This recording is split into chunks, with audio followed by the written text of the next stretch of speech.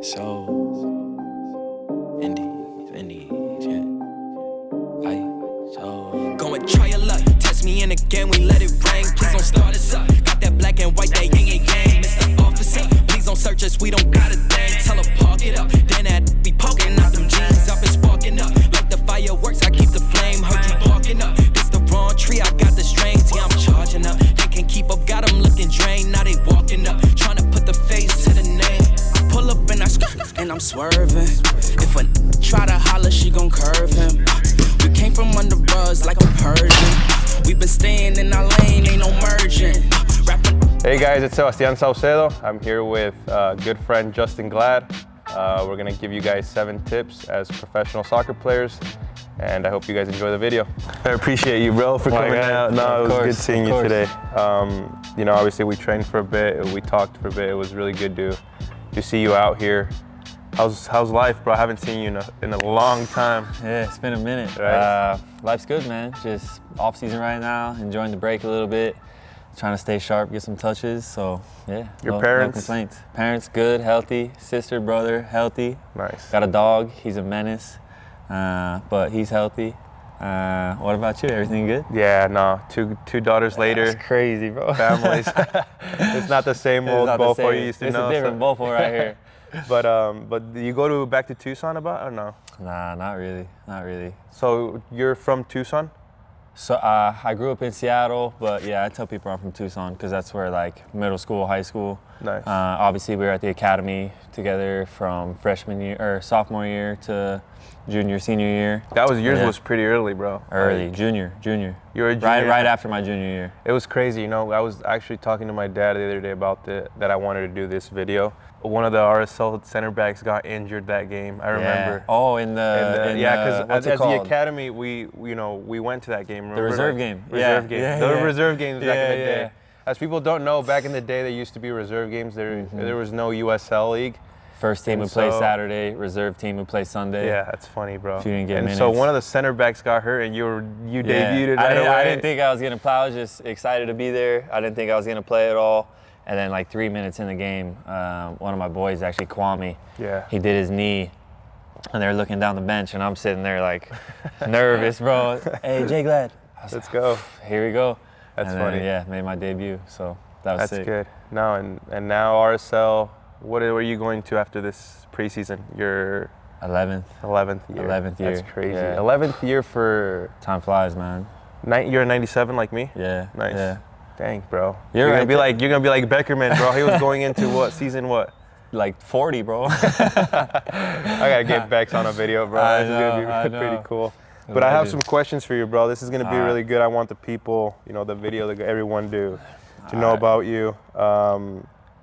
You know, obviously, I grew up with you in the academy, but I kind of, the first question would kind of be, what decision made you want to be a professional soccer player, and what do you think was the most important thing to be able to get there? Yeah, I think, I've always just enjoyed sports, so any sport really, but soccer really kind of took off, and you get to that age where you kind of have to focus on one sport, so ended up being soccer, and really the end goal was just to get a college scholarship. You were committed?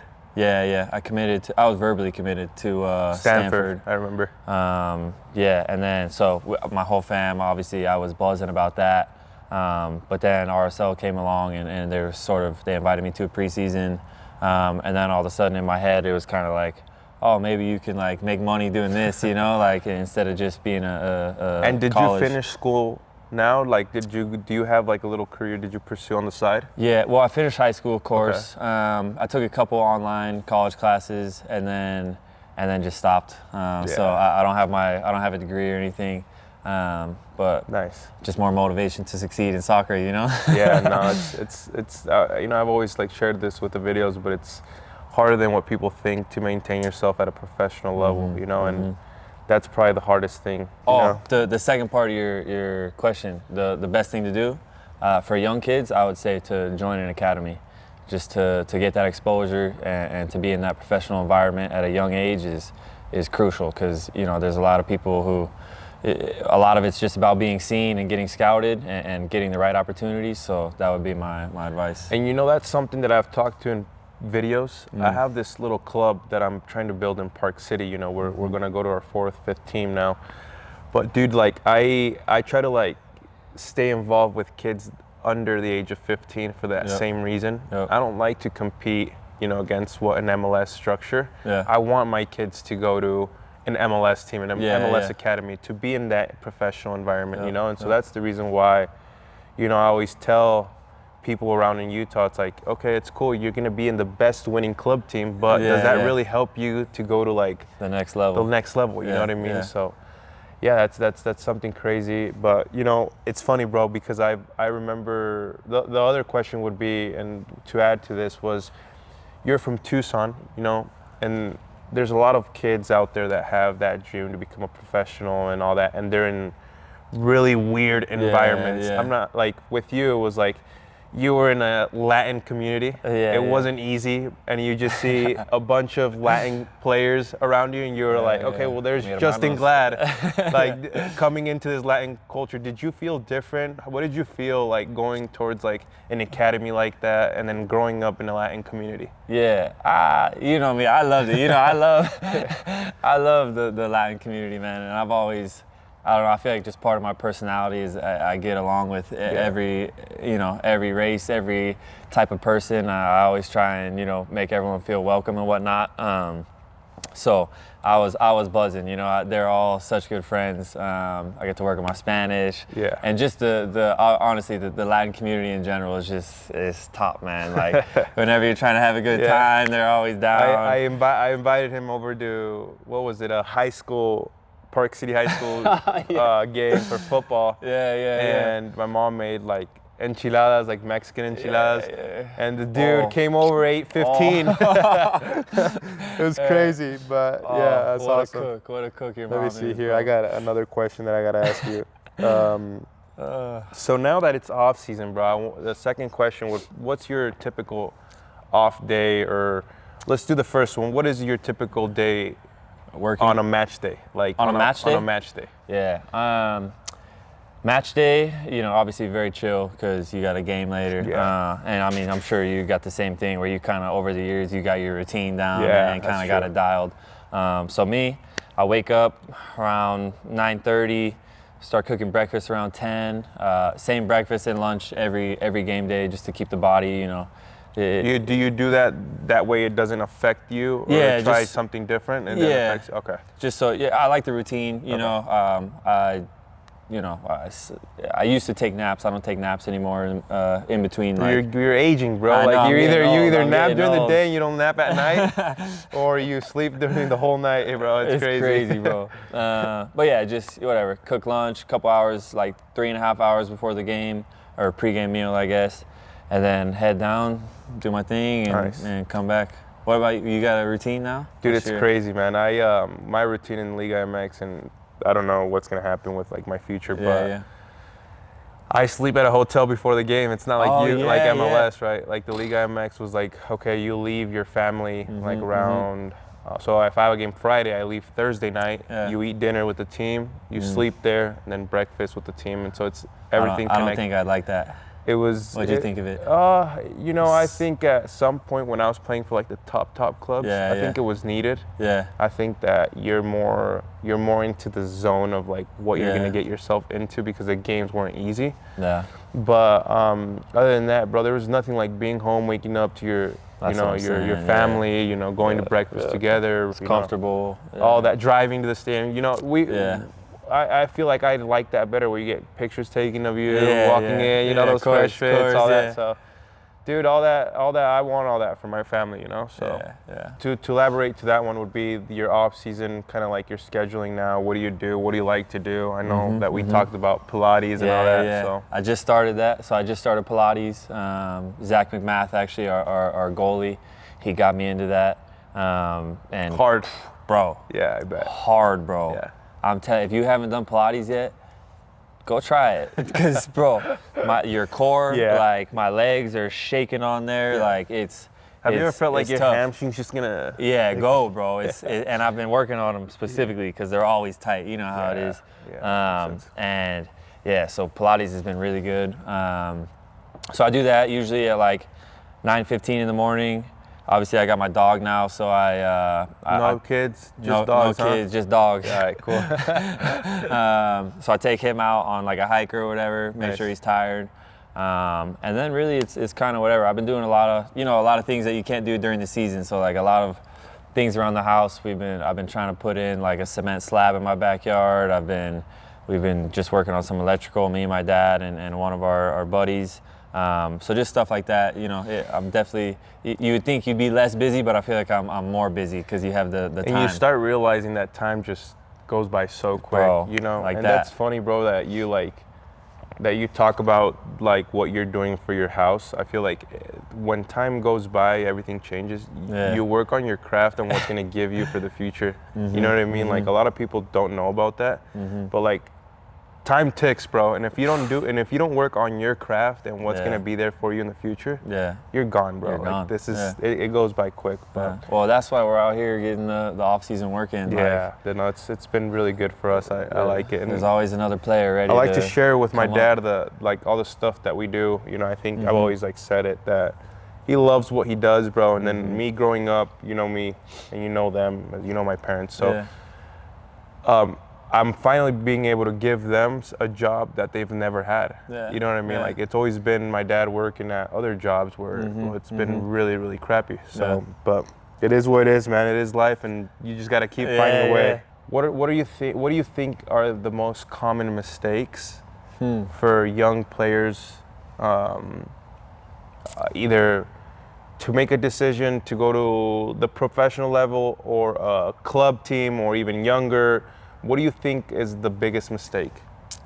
Because I have a few that I think, and maybe we can elaborate on some, but I would say, I don't know if I'd phrase it as a mistake, but I'd just say you got to be in the right environment for yourself. Like if you're not enjoying yourself or who you're around or whatever, the team that you're on, then that's not good for anyone. You probably aren't going to be playing as well as you want to. If you're not enjoying it, what's the point really? Like, so I'd just say finding the right environment is crucial. And now that I've been with my dad's club, and I hear like things, it's funny, man. We're in a society where they believe everything in social media. You know what I mean? And like stay off social media. Unless you're subscribing to the YouTube. No, so there's kids out there, like I've got 11, 12-year-old kids that are training with us, and they're like, okay, well, man, one of my friends is getting a trial in Spain. Bro, they're 13. You know what I mean? Like, it's crazy. But it's like, I think that's like one of the biggest mistakes is seeing or hearing like that stuff that could be, you have to work and you have to be able to get there, and so there's so much potential out there. But it's like you said, you have to be in the right environment and you have to work hard. And that's really, I swear to God, if you work hard, like it doesn't go unnoticed. Like they were for sure better players than me, growing up and whatever. But I think than anyone, the mentality, bro. Like there's always someone better. Yeah, there's always someone better. But the mentality to just work hard and show up every day, I think coaches appreciate that. I think your teammates appreciate that.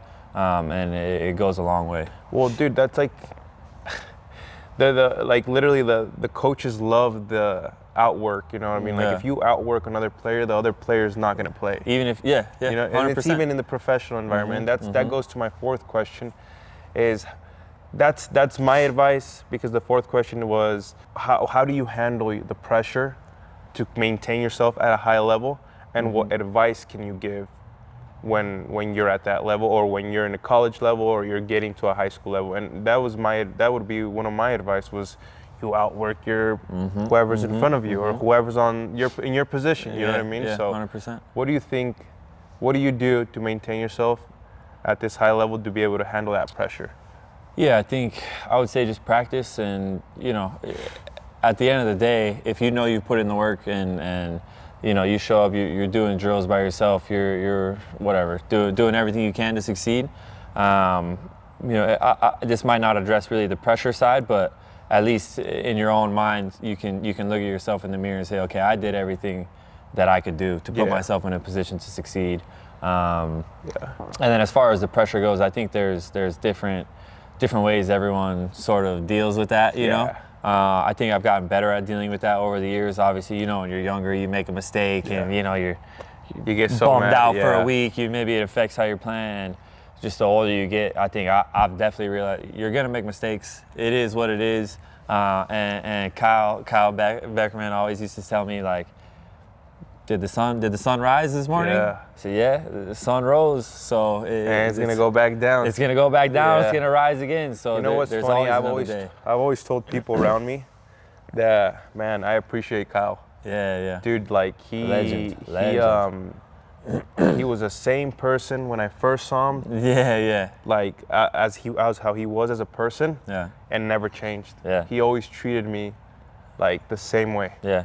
You know, and that's something I appreciate, and that's something that I try to do for the with younger, the kids, with the younger. Yep. I try to be the same, because at the end of the day, the dude played a World Cup. The dude played how many caps for the U.S. national team, and he didn't have to talk to me. 500 MLS games, bro. Exactly, it's crazy. Bro. So it's crazy. 498 actually. But come back for two, three more, you know. Okay, so for the fifth question is going to be, what role does networking and building relationship in soccer world play in advancing your career? And dude, you were RSL's captain for a bit, you know, and I think that this could be with, you know, teammates, coaches in your club, or coaches, you know, outside of whoever, you know. But you know, you're a role model. That's why you were a captain. What you've done, you were a leader. So I wanted you to share that. Yeah, dude, it's crazy how small the soccer world is. Yeah, 100%. 100%. That's another thing I always try and tell the younger generation, is just treat everyone with respect, because you never know where that person's going to be in 5 years. You never know. I mean, it is crazy how many different connections. Like, someone's telling me, oh, you know this person from, I'm like, bro, how do you know that? Like, I know it, like, but it's crazy how many little coincidences like that there are.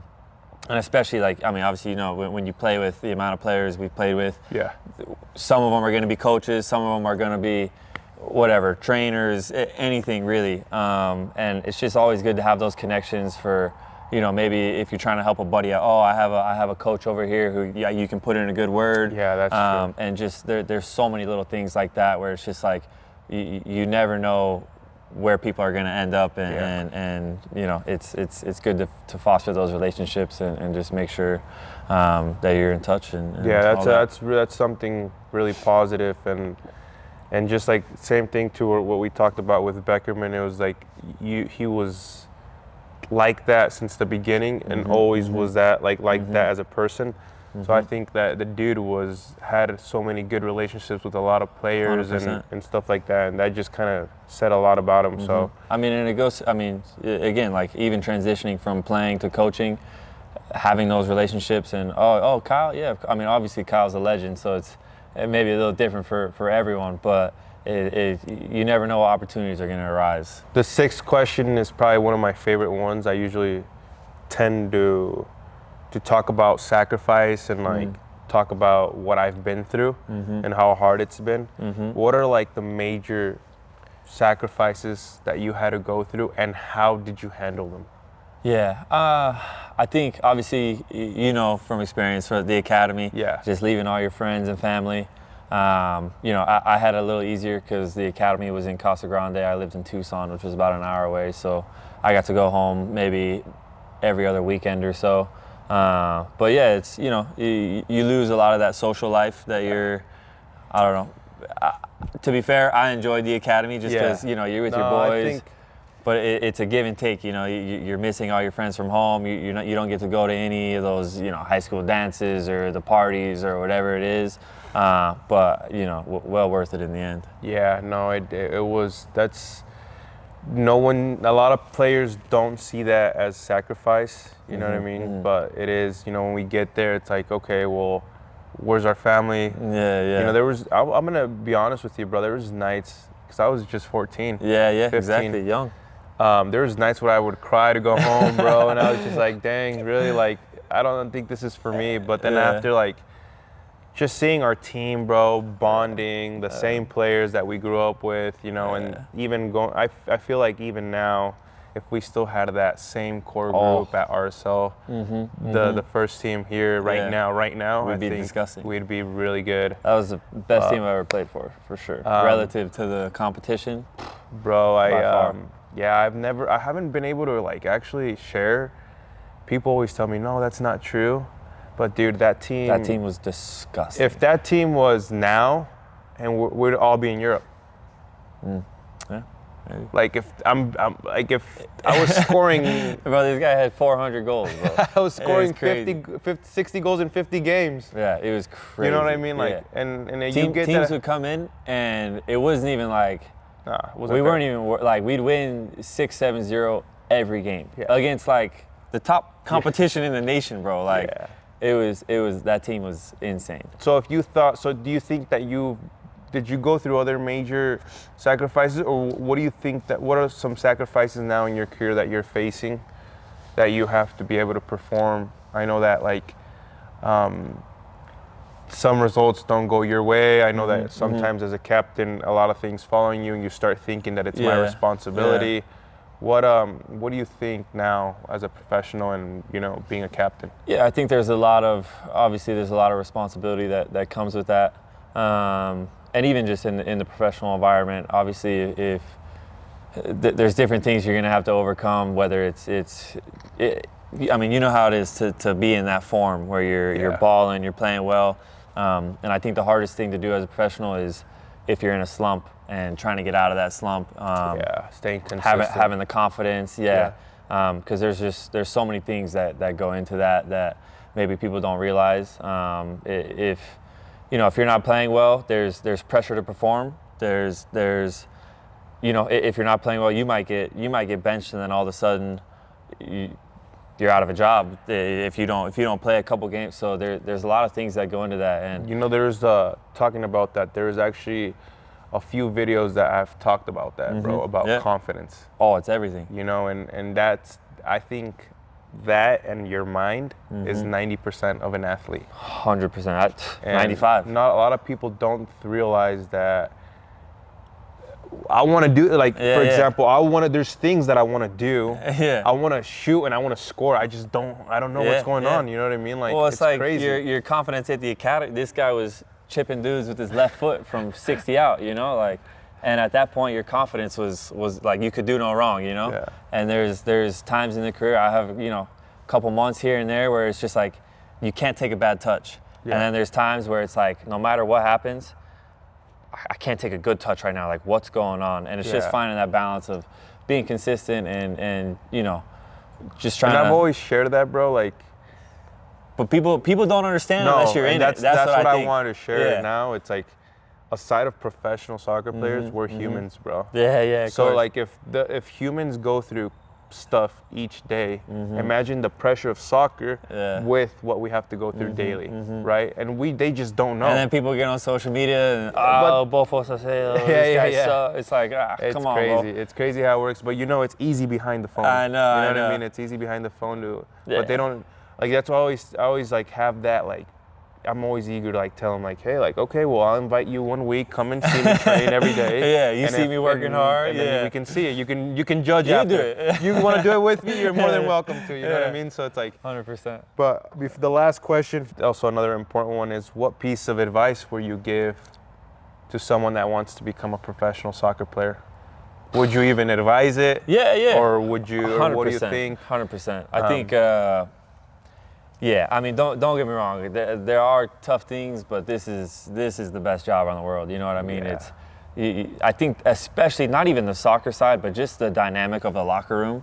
Like it's so fun. Obviously you're with your boys, and I think there's gonna be some things I don't miss when I retire, but just that camaraderie, and you're going out to battle with your boys week in, week out. It's a full team working towards one goal. And mostly just the jokes and whatnot. I love it, you know bro. what I mean? I love the fact that you talk about your team first. And you know why? I'll tell you why. Because people people think that when we lose, we go out there wanting to lose. You know what I mean? It's crazy, bro. And I love the fact that you talk about you bringing team first, and that just shows who you are as a person, bro. And it's pretty cool to see that the time has gone by, but you've stayed solid to your ground, and obviously this is good, man. I like that. Again, like I said, it might seem easy to do, but you just got to show up every day.